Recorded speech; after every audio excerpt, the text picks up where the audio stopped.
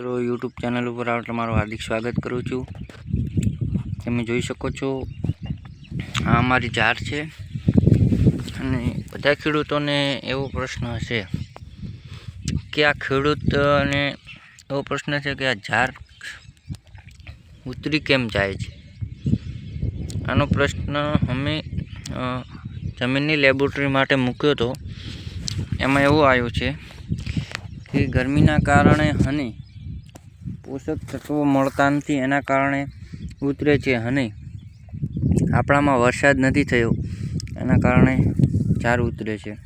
અને તમે જોઈ શકો છો આખી ઝાર ઉતરી ગઈ છે, પણ બાજરી ઉતરી ગઈ છે ને ઓલી બાજુ છે ત્યાં પણ જોઈ શકો છો તમે ઝાર ભાગી છે, ત્યાં પણ ખેડીને મૂક્યું છે।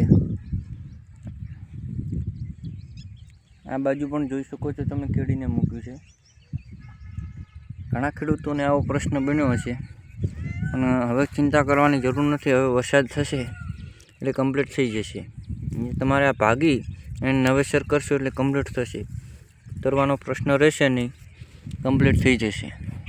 વહેલા તો પહેલાં તમે ખેડીને વાવેતર કરી દેવું, નકે પછી લેટ પડશો। જય જવાન જય કિસાન, આટલું કરજો ભાઈબંધ।